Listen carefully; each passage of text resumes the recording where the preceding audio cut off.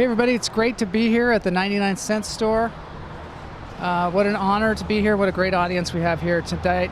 I recently went on an airplane trip, and there's something about it. I love going on the airplane. But my favorite part is the airport, especially if you're traveling alone. My wife dropped me off. I had like 2 pieces of carry-on luggage.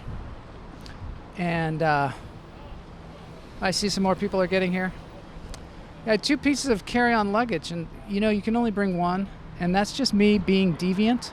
Something about it, when I get into the airport, I just feel like causing trouble, just a whole lot of trouble, because it's kind of designed that way. I like to get there early. I like to take a lot of time. I like to go through the TSA. TSA is my favorite part because you can get in all kinds of trouble there. I like to bring a lot of liquids, and then the cool thing about it is if you bring like really expensive liquids, they make you throw them out, and it's sort of a release, because the older you get, the more stuff you accumulate, and you just can't let go of it. You just can't let go. So you bring as many liquids as you can. I brought a $1,000 bottle of wine that I had borrowed from a friend, and they said, sorry, you got to throw it out. And I was like, can I drink it here? And they were like, no, it's alcohol. So I just threw it out, and it was the best feeling ever. It's the best feeling ever to just let go of something. And, nothing has any worth. I told them it was $1,000. They said, sorry, can't take it with you. So I threw it out. And that just feels good. Then I like to keep my shoes on, and then I go through, and, there's so many responsibilities in the world that it's nice to have no responsibilities. It's nice for people to tell you what to do. So I like to do that. I like to keep my computer. Thank you very much. I like to keep my computer in the bag. That way they say, you have to take your computer out of the bag. And they like to yell at you. You got those tubs. I like to put everything in one tub, and they're like, no, you have to separate it out. So I separate it out, and I put the computer. Sometimes they make you turn the computer on, which is really weird. They're just trying to make sure that it's actually a computer and not a drug mule, I guess. So then when I get through all that, then, at any time they could take you into a room and cavity search you. There's hardly any other places around where they can do that without at least some kind of a warrant or something, I think. Some kind of, I don't know, they can't, maybe they can. But there's just a feeling of relinquishing control. You can't even make jokes in the TSA line. That's illegal. It's illegal to make jokes. And as a stand-up comedian, it's kind of refreshing. It's refreshing to not have that pressure of trying to have a punchline, trying to have, 3 callbacks, trying to have a list, whatever, You don't have to do any of that. In fact, it's illegal. It's illegal. And then they have you put your hands over your head like you're arrested, and they look at you with x-ray glasses. There really isn't another place that they can do that. Any other place, the person would get immediately Me Too'd. Like if I were to ask these people, I was like, hey, can you put your hands above your head? I'd like to look at you with 3D glasses. It just wouldn't go over that well. I think I might find myself in jail, in fact. But these people, they could do really whatever they want. And I like to get there so early that when I go through the TSA, I like to take my time. I like to be that person that is just fumbling around with the tubs, messing around with their stuff in their pockets. When I go through the scanner too, I like to have a few things in my pockets.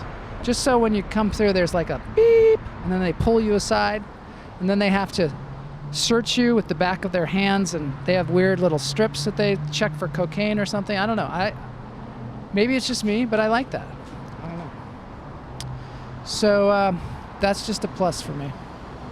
And then after that, it's like they just let you loose in a playground, a very expensive playground. I go directly to the Starbucks. Starbucks has really expensive drinks already, and then they're like tripled in price at the airport. So I like to go there, stand in a really long line, and get my drink. And then I like to go, I don't even drink, but I like to go get the biggest alcoholic beverage I can find. And I like to do it at whatever time it is.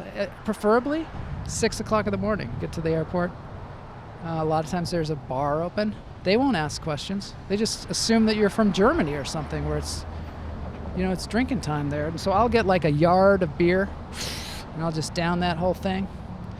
It doesn't matter that there's only one bathroom on the airplane. I don't care. Just throw caution to the wind.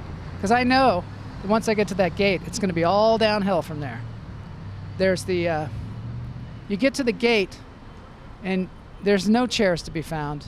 Or if there are, it's like next to somebody who's clearly giving off COVID. So I stand there and, one time I was so excited to get out of the TSA.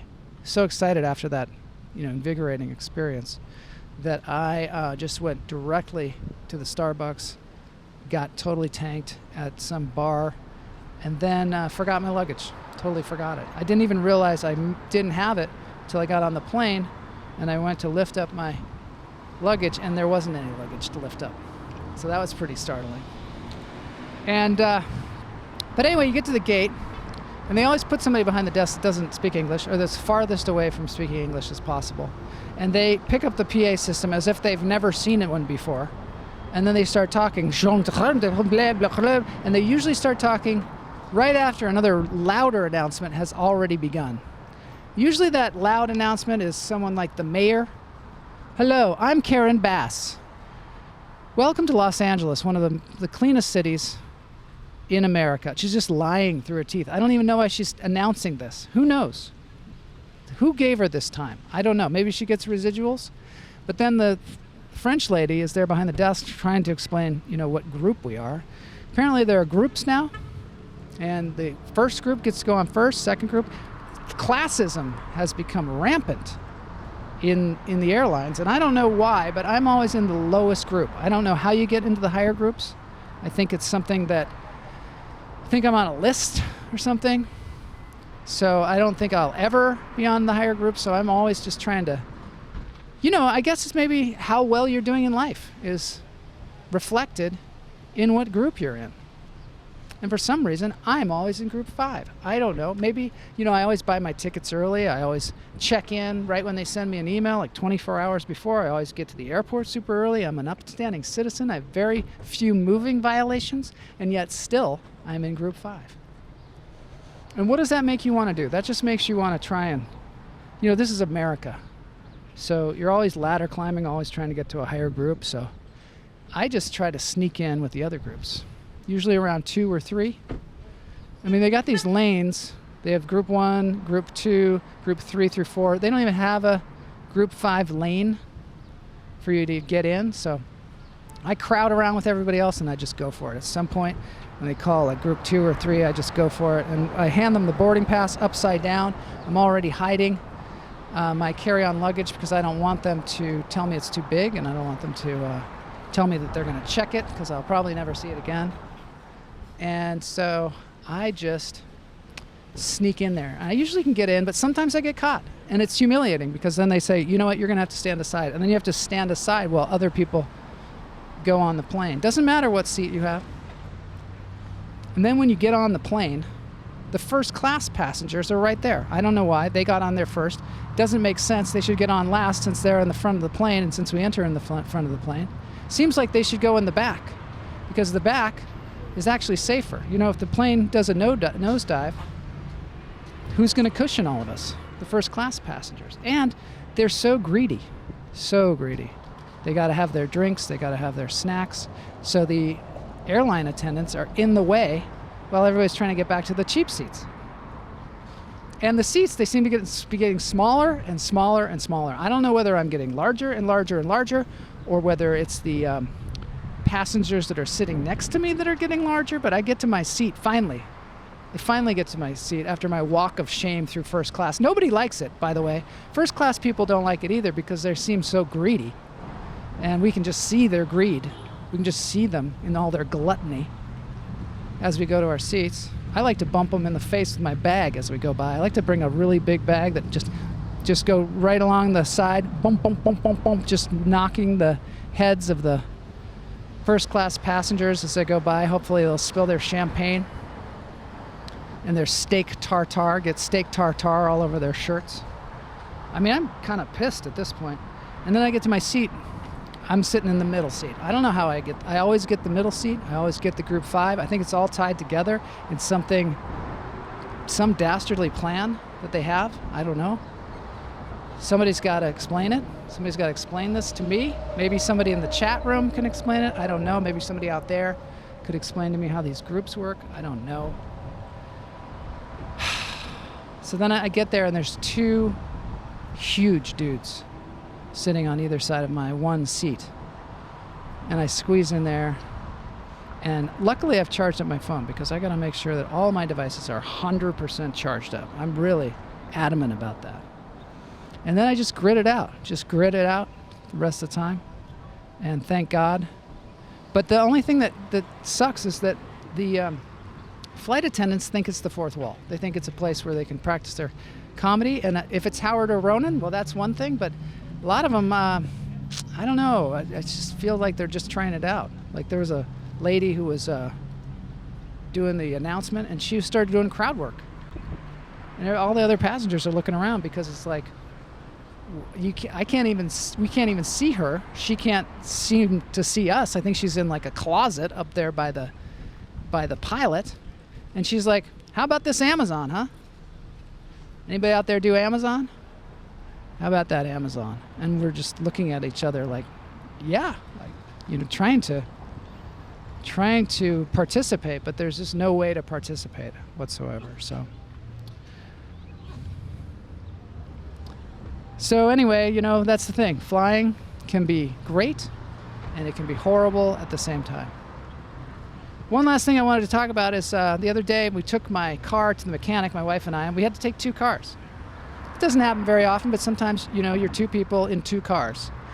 And these days, it's great because you can each use your phone, the GPS on your phone, to navigate to wherever you're going, so you don't need to follow each other. But for some reason, my wife wants to follow me, and she's adamant about it. And I said, can you just please look it up on your phone? She goes, I don't want to MapQuest it. I don't know how to do that. Well, first of all, you're calling it MapQuest, so clearly you don't know how to do it. So, okay, fine. Finally, I just give in. I mean, I try to explain that it's probably more dangerous. In fact, studies show.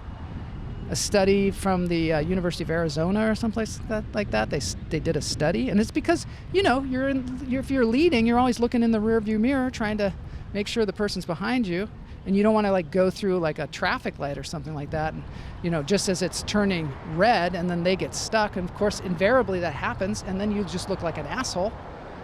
So first of all, it's more dangerous.